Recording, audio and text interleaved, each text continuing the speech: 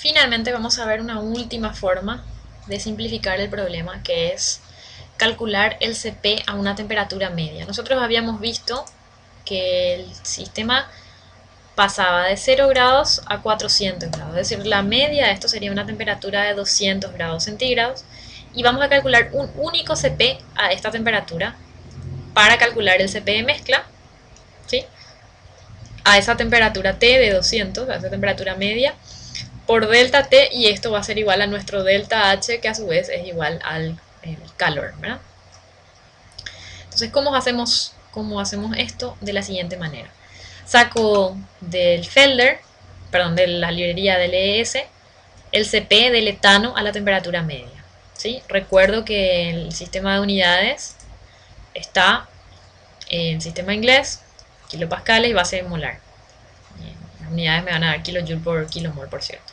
Entonces luego el CP del propano, también a la temperatura media, y saco un CP de la mezcla, ¿sí?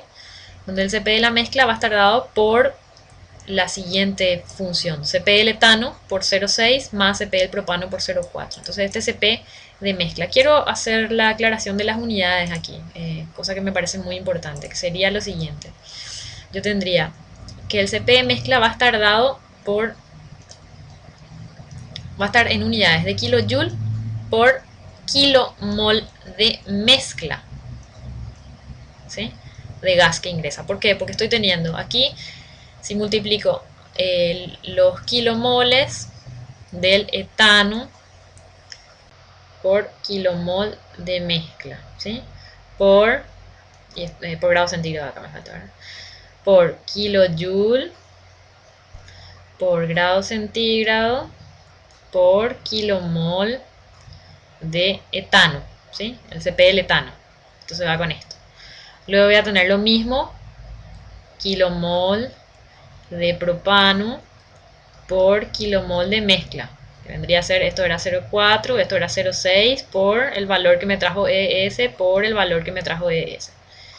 Entonces el valor que me trajo ES en kilojoule por grado centígrado por kilomol de propano. Esto se va con este y me queda kilojoule por kilomol de mezcla a grado centígrado. Esta unidad tiene CP de mezcla. Entonces cuando yo calcule el delta H, que viene a ser igual a Q dot, que está multiplicado, perdón, por los flujos, entonces voy a tener que esto va a ser igual al CP de mezcla, que está en kilojoule por mol de mezcla. Entonces tengo que multiplicar los moles de mezcla que están ingresando por CP de mezcla por delta T.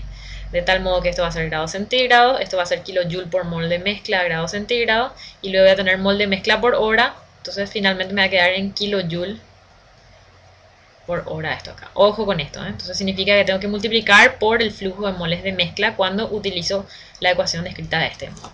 Bien.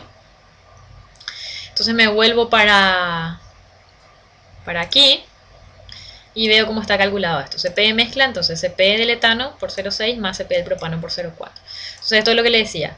Entonces se va a hacer CP de mezcla por el delta T por el flujo de moles en kilomol por hora. Entonces 150, que era lo que el problema me decía que entraba en total, ¿sí? En total, sobre 1000 para pasar a kilomol por hora. Y entonces por CP de mezcla por delta T. Y esto nos sale 5298 respecto a 5000, ¿cuánto eran los valores exactos que calculábamos? 5240.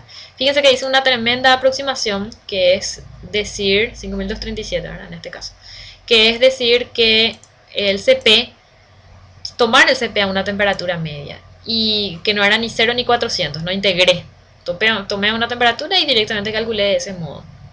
Y estoy metiendo un error, fíjense, muy pequeño, tal que yo tenía, vamos a suponer que 5240 era el valor real, y al final me sale 5298. Tengo 50 más o menos aproximadamente de kilojoule por hora de diferencia, ¿verdad? Fíjense que 500 más o menos es el 50%, estoy teniendo un error del orden de 1%, y simplifiqué todo este chirimbolo, toda esta cosa enorme que tenía acá, todo esto, de la integral del no sé qué cosa, del bla bla bla, para una cosa, poniendo una cosa súper sencilla como esta.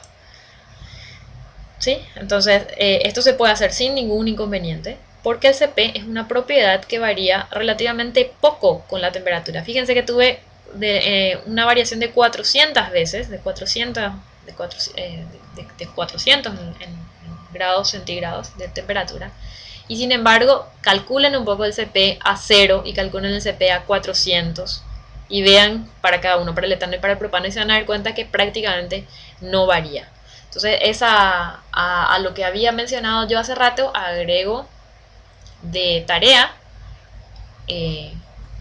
calcular esto, la variación de la capacidad calorífica para estos dos compuestos a 0, a 200 y a 400 respectivamente, para darse cuenta de que estamos hablando de una variación muy pequeña con incluso grandes cambios en la temperatura. Entonces esas dos cosas son las que van a incluir, la que dije en el webinario pasado y esto, las que van a incluir en la tarea 3. Con esto terminamos las diferentes formas con las que podríamos resolver el problema mencionado, calculando las capacidades caloríficas de diferentes modos.